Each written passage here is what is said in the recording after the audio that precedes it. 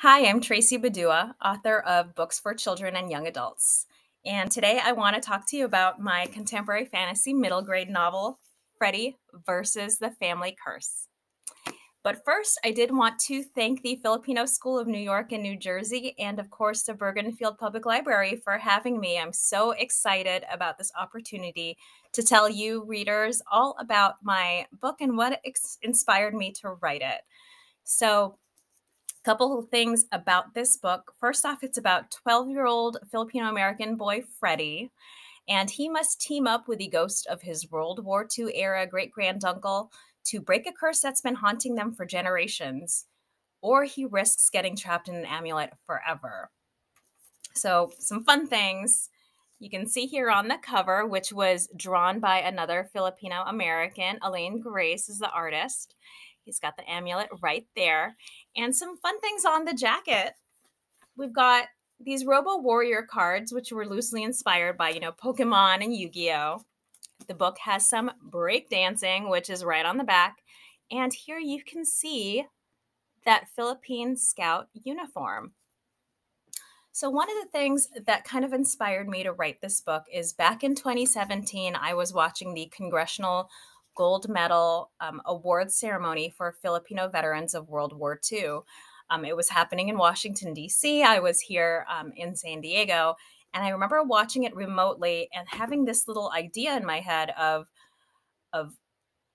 what if I wrote a story that kind of touched on this, that kind of incorporated it? Because I didn't learn that much about Filipino soldiers' role in World War II until much later in life. I grabbed a notebook and a pen, and I actually have the notebook here somewhere with a little scrawled note where it literally says something small like kid returns World War II era something. So there was an idea that was that small that came from watching that ceremony, and it took a couple years for me to really develop the idea and decide, well, like, maybe there's a curse, maybe there's a ghost, maybe this kid is here in the US and he has to do all these like fun things to try to break the curse. It took a couple of years for me to really flesh out that idea and start writing it. So the final result, 2017 was the idea. And this book came out in May of this year, so May 2022. And that final result is Freddy versus the Family Curse. So let me go ahead and dive in. I'm going to read the first chapter to you. There's nothing more heart-stopping than the wheeze of an empty glue bottle the night before a big school project is due. Come on, come on, come on. I shake the bottle and squeeze again. Not one white glob of grade-saving adhesive, not even a drop. I chuck the bottle toward my trash can. It sails clear over the heap of school uniforms on my bed, past an ankle-high stack of old notebooks and worksheets. I miss. I thump my forehead down on the desk and sigh. My eyebrow lands in a wet smudge of green paint. The curse. Got to be the curse. Like straight black hair and those little chicken skin bumps on my upper arms, bad luck is in my genes. I guess I should be thankful that at least my whole family tree board hasn't spontaneously combusted. I transfer my precious deck of Robo Warrior cards over to my bookcase just in case. My cards will stay nice and safe next to my Geography Bee participation trophy and the palm-sized Virgin Mary figurine from Grandpa Carlo. Bad luck, curse or not, I need to finish this board to have any hope of keeping those Robo Warrior cards. Mom threatened to take away the deck if my social studies grade slips any further.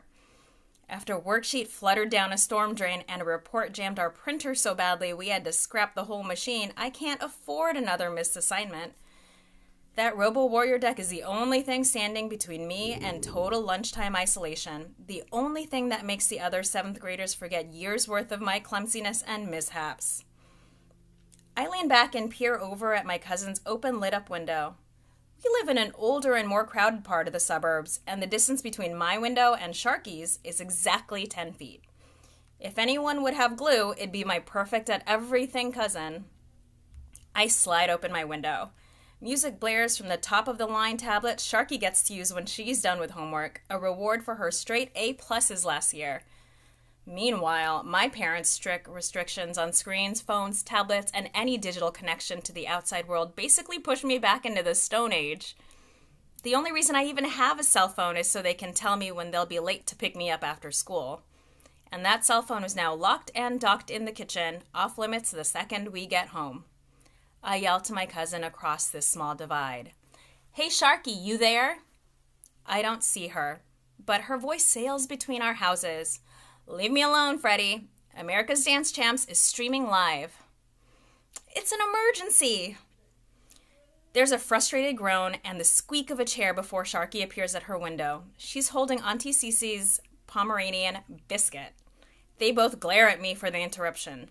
Sharky's already in her pajamas, a faded Yellowstone National Park t-shirt from our family vacation 2 years ago, during which I stepped in bison dung, and purple bike shorts. "You have 10 seconds. You got any glue?" She shakes her head, and her shiny, black, chin-length hair swishes around her round, light brown face. There was a brief time as preschoolers that she and I had the same bowl-shaped haircut. I don't know if that old haircut is better or worse than the one I sport these days. "Sorry, fresh out. Used the last of it on my board yesterday." She tosses in a satisfied smirk, rubbing a handful of verbal salt into my wounds. She's the one who suggested I start my project earlier, but I spent the last few afternoons lost in a paperback Robo-Warrior strategy guide. I groan and loll my head back. "Maybe your dad has some in the garage. He has everything in there," she adds. She's trying to be helpful, but the thought of digging around in my family's overstuffed, cobwebby cavern of a garage grosses me out. She begins to shut the window. "Good luck with your project." Her voice and the tinny pop music behind her fade away. The whole house trembles with the rumble of thunder.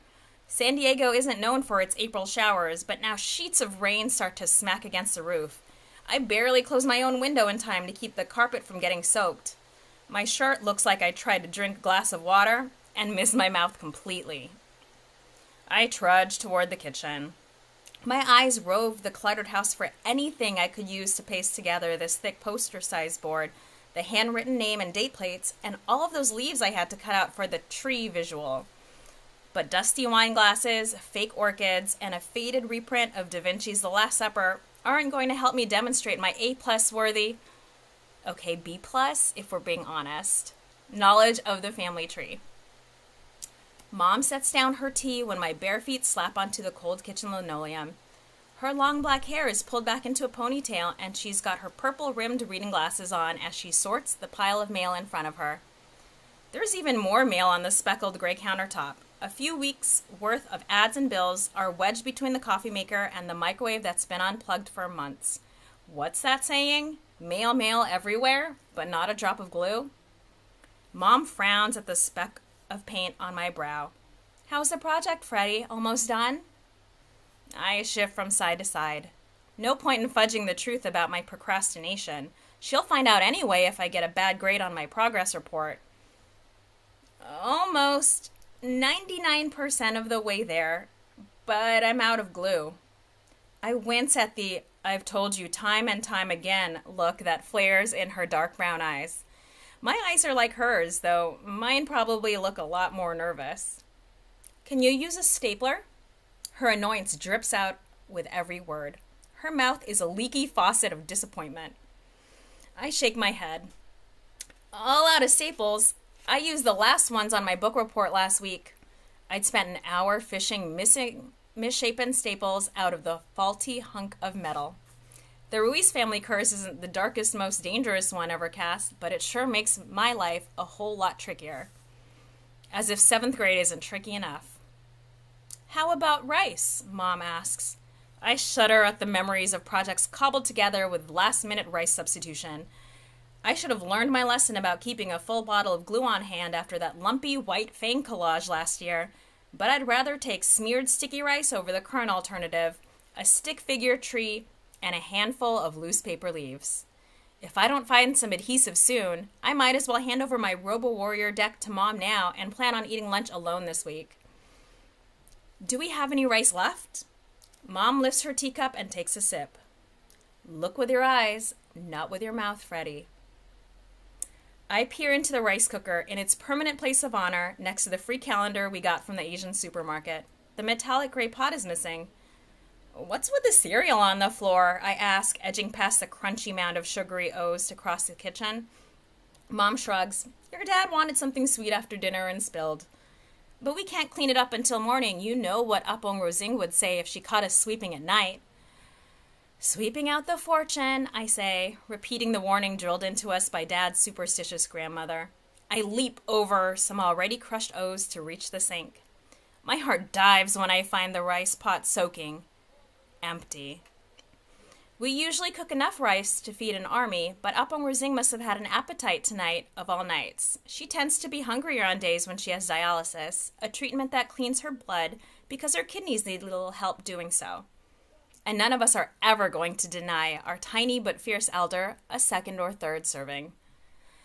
Nothing left. Can we just go buy glue? It'll be quick, I promise. A fresh clap of thunder rattles the sliding glass door.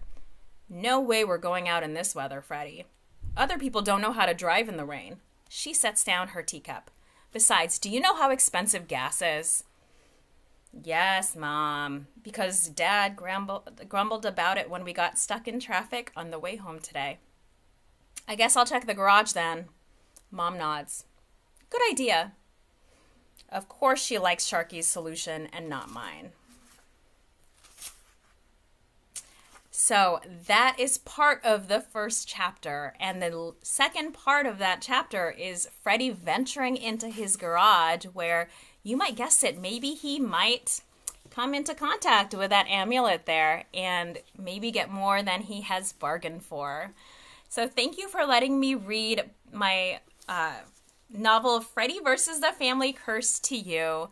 I hope you have a great rest of the month, and check out my book in your library or, wherever books are sold. And feel free to reach out to me at www.tracypadua.com. There's a contact form if you have any questions or just want to chat about the book. Thanks.